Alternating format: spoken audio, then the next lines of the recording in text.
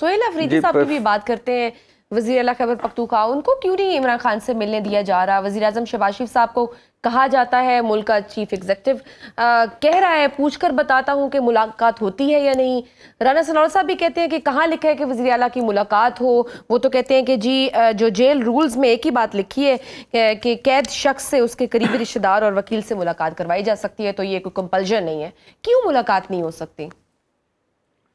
वो भुट्टो दौर में थे फजल इलाही चौधरी साहब सदर, और वो वैसे ही सदर थे जैसे ममनून हुसैन सदर थे, जैसे आसिफ अली जरदारी सदर हैं। आसिफ अली जरदारी साहब का ज़रा एज है कि वो पीपल्स पार्टी के चेयरमैन है और पीपल्स पार्टी इत्तेहादी है और सिंध में हुकूमत है।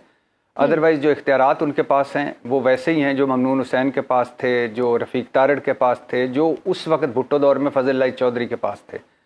तो फजल इलाही चौधरी के पिंड का, गुजरात के करीब उनका पिंड है, तो पिंड का बंदा आया उनसे टेलीफोन कनेक्शन लगवाने के लिए।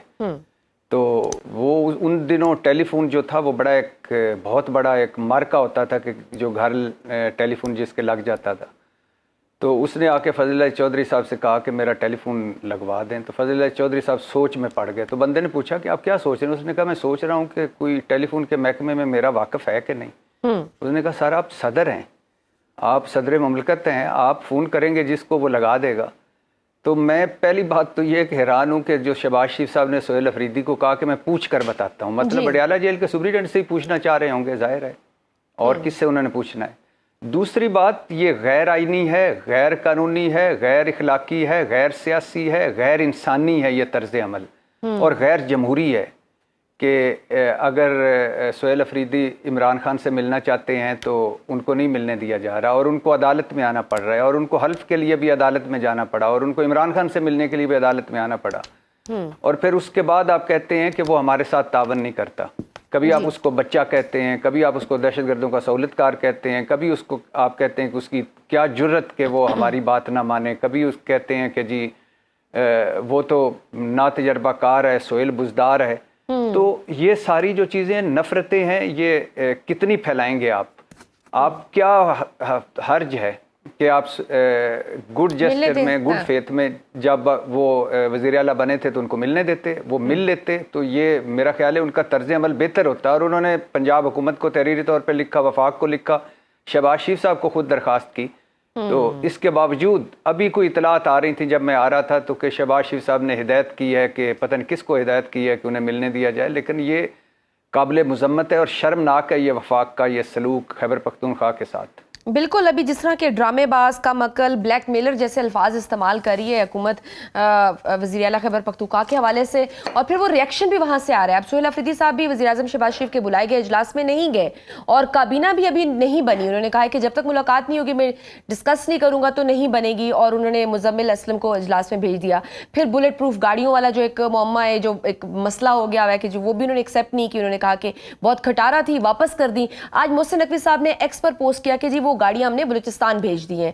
फिर ये किस तरह से ये फेडरेशन और खैबर पख्तूनख्वा के मामलात चलेंगे?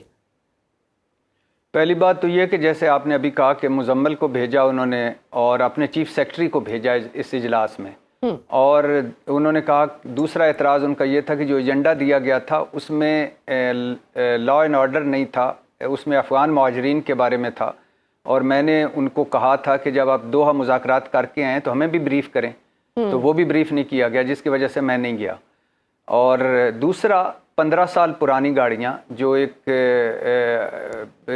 निजी इदारे के ज़ेर इस्तेमाल रह चुकी हों, आप अंदाज़ा करें कि 1.25 लाख है फोर्स खैबर पख्तूनख्वा की, और उसको 3 गाड़ियाँ दी जा रही हैं, और उस पर इतनी बातें सुनाई गई हैं कि तेरी ये जुर्रत कि तू गाड़ियाँ वापस कर दे। अब बलूचिस्तान को दे दी गई हैं। नेशनल एक्शन प्लान में था कि आप सूबों की पुलिस को, सूबों के लॉ एंड ऑर्डर के इदारों को आप ट्रेंड करेंगे, उनकी तरबियत करेंगे, उनको इक्विप्ड करेंगे, यानी उनको असला देंगे, उनको आप इस काबिल बनाएंगे कि वो लड़ सकें।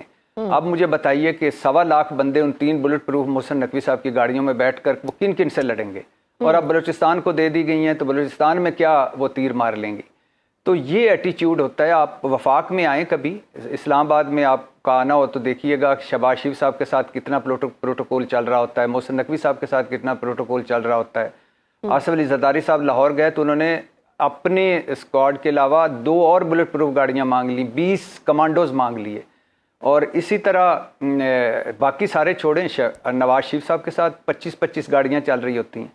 तो आपने अगर सूबों को, 2 सूबे हैं जो आपके इस वक्त जिनको ज़रूरत है आपकी वफाक की हर तरह की, और वो है बलूचिस्तान और खैबर पख्तूनख्वा, अगर आप उनको गाड़ियाँ नहीं देते, अगर आप उनके साथ नहीं खड़े होते, अब अगर आप नेशनल एक्शन प्लान पे उनकी मदद नहीं करते, तो फिर वो कैसे दहशतगर्दों से लड़ेंगे? फिर वो क्या करेंगे? शाम के बाद 80% बलूचिस्तान और 40% खैबर पख्तूनख्वा में हुकूमत ही नहीं होती। क्यों नहीं होती? क्योंकि लड़ने के लिए उनके पास कोई चीज़ ही नहीं है। और अफ़गानिस्तान में जो खारजी हैं, जो दहशतगर्द हैं, या जो भारतीय प्रॉक्सीज़ हैं, उनके पास अमेरिका का छोड़ा हुआ असला है, उनके पास अमेरिका की गाड़ियाँ हैं, और जो ट्रंप साहब ने मांगा भी था कि हमारा असला वापस करें, तो वो सारा असला वहाँ है। तो उस असले से, उस जदीद असले से आप कैसे लड़ पाएंगे? या ये सूबे की पुलिस फोर्स कैसे लड़ पाएगी, खा वो बलूचिस्तान हो, खा वो खैबर पख्तूनख्वा हो? तो ये मजाक है मोहसिन नकवी साहब का, वफाक का, कि आप 3 गाड़ियाँ दे के फिर उनके साथ फ़ोटो शूट करते हैं, फिर तलाल चौधरी साहब टके टके की बातें सुनाते हैं, फिर पूरा सारा उस पर आग उगलते हैं। तो क्या हुआ अगर उसने कहा कि ये पुरानी गाड़ियाँ वापस ले लें? आपने बलूचिस्तान को दे ली, अब देख लेते हैं वो 3 गाड़ियाँ क्या करती हैं और कितने तीर मारती हैं। तो सर, साबिक वज़ीर आला अली अमीन गंडापुर को सिर्फ इसलिए तब्दील किया गया था क्योंकि वो मुज़ाहमती सियासत नहीं कर रहे थे। सुहेल आफरीदी ISF में रहे, गुज़श्ता साल नवंबर के एहतजाज में भी आगे रहे। क्या उनसे जो इमरान खान की एक्सपेक्टेशंस हैं, आपको लगता है कि वो उस पर पूरा उतरेंगे, हुकूमत को टफ टाइम देंगे, या फिर ये भी कुछ दिन माह बाद इनकी भी तब्दीली की खबरें सुनेंगे?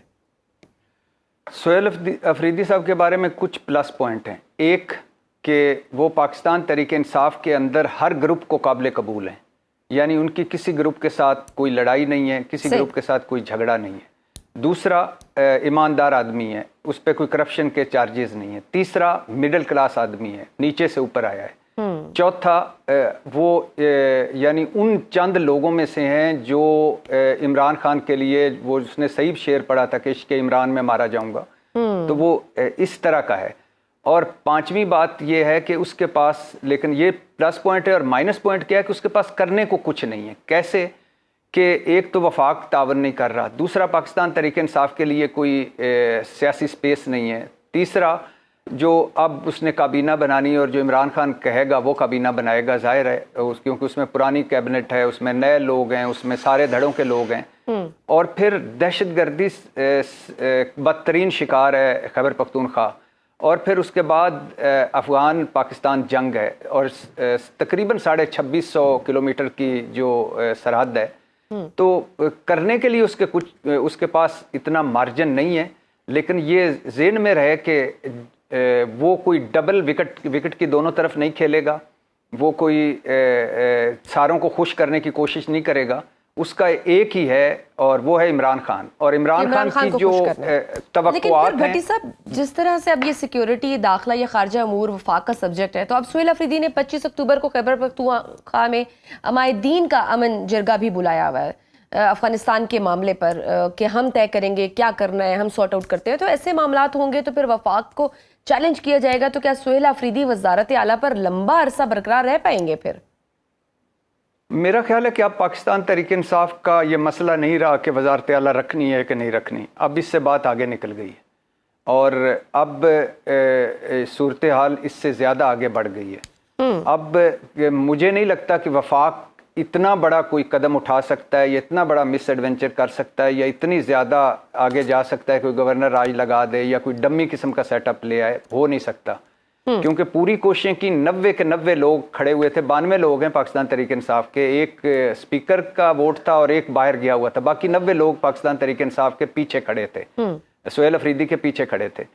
तो अब सूरत हाल ये है कि जब आप सुहेल अफरीदी को दोहा मुज़ाकरात पे ब्रीफ नहीं करेंगे और स्टेक होल्डर्स को आप एतमाद में नहीं लेंगे, जब वफाक सुहेल अफरीदी को साथ नहीं बिठाएगा, हम जो कल तक हम नेशनल एक्शन प्लान पर मुत्तफिक थे, हम सानिया APS पे मुत्तहद थे, तो आज हम क्यों नहीं हो सकते? तो जब तक आप उसको साथ नहीं बिठाएंगे, उसको बात नहीं समझाएंगे, जब तक उसे उसके लिए रिलीफ नहीं देंगे कि वो जब चाहे इमरान खान से मिल सके, जब तक आप उसकी छोटी छोटी बातें नहीं मानेंगे, तो वो रिएक्ट करेगा। اور جو یہ ریئیکشن ہے یہ مت جانیے کہ اگر آپ سہیل افریدی کو ہٹا کر آپ کوئی جنگ جیت جائیں گے. یہ جنگ اقتدار کی نہیں ہے, یہ دہشت گردی کی جنگ ہے.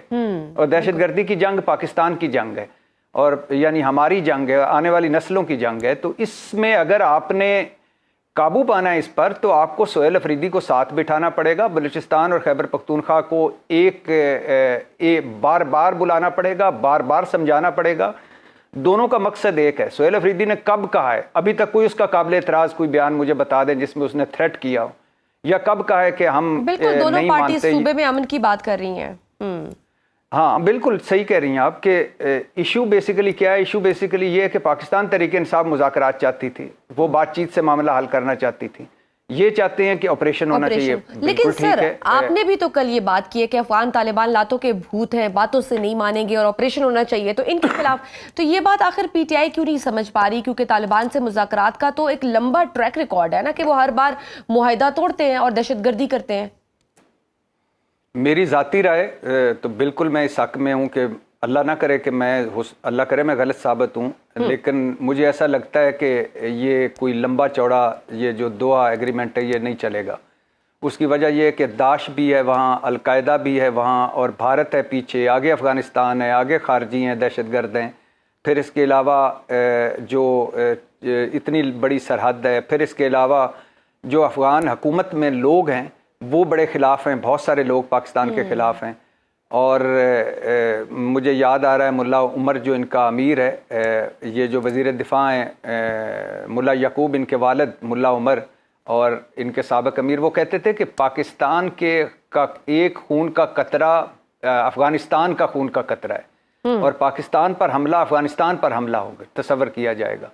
تو لیکن اس وقت صورتحال یہ ہے کہ انہوں نے مکہ مدینہ کے ایگریمنٹ توڑے, اور یہ شروع سے آپ دیکھ لیں, پہلے دن سے دیکھ لیں, افغانستان ہمیشہ ہمارے خلاف رہا ہے.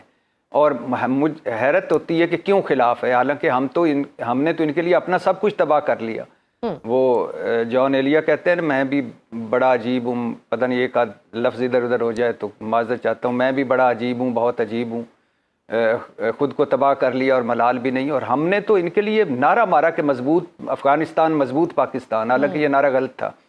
لیکن صورتحال کیا ہے کہ اگر آپ کا ایک صوبہ, اور صوبے میں جو جماعت ہے وہ پاکستان کی آج بھی سب سے بڑی جماعت ہے, اگر وہ جماعت اور وہ صوبہ کہہ رہا ہے کہ بھائی جان ساڈی بھی سن لو, ساڈے کول بھی ایک آئیڈیا ہے, تو کیا حرج ہے کہ اس پہ اگر 100 میٹنگز ہو جائیں, کیا حرج ہے کہ 100 میٹنگز کے بعد 100 مرتبہ بھیجا جائے سہیل افریدی کو عمران خان سے ملنے کے لیے؟ کیا حرج ہے؟ کیا حرج ہے کہ آپ ان کو ساتھ ملا لیں؟ آپ سٹیک ہولڈرز کے بغیر کیسے جیت سکتے ہیں یہ جنگ جو کہ ساروں کی جنگ ہے؟ کون چاہتا ہے کہ فوج کے جوان شہید ہوں؟